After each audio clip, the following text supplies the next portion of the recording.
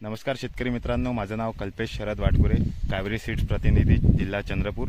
आज आपण कावेरीचे वाण नादिया ही भेंडी बघायला काकांच्या शेतावर आलो आहोत। तर काकांचा परिचय आणि त्यांचा मनोगत जाणून घेऊया।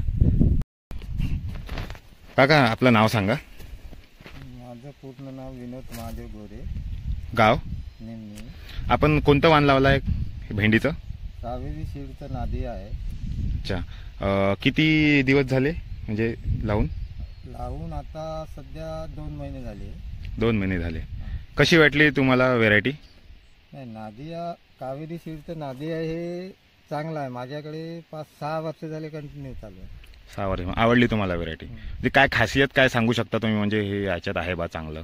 खासियत म्हणण्यापेक्षा ही व्हेरायटी अशी आहे का एक तर तोडणीच हलकी आहे, एक तर माल जास्त निघते, चालते जास्त दिवस तोडा निघते म्हणजे चालते। अच्छा, एका तोड्याला तरी प्रति तोड्याला किती किलो क्विंटल माल निघून राहिला आपल्याकडे?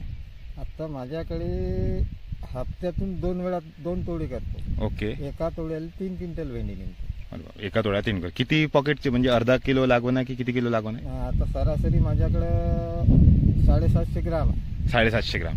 ओके, ते अर्धा पाऊण किलोची लागवण आहे समजा तुमची।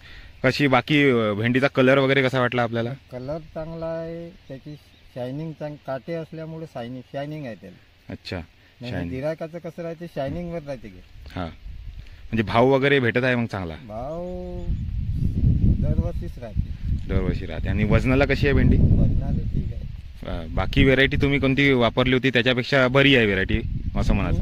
बाकी व्हेरायट्या भरपूर वापरल्या, प्रत्येक वर्षी एक व्हेरायटी त्याच्यासोबत नवीन लावत असतो हां, अनुभव घ्यासाठी। ओके, पण या व्हेरायटीला एकही व्हेरायटी नाही लागत। अच्छा, नादियाची। म्हणजे तुमचं म्हणणं बाकी शेतकऱ्यांना काय सांगू इच्छिता भेंडी जर लावायची राहिली तर? बाकी शेतकऱ्यांना ज्याचा त्याचा अनुभव, त्याले जर जास्त उत्पन्न घ्यायचं असेल, जास्त रेट पाहिजे असेल तर कावेरी सीडचं नादिया लावायला पाहिजे। नादिया लावा। ठीक आहे काका, धन्यवाद।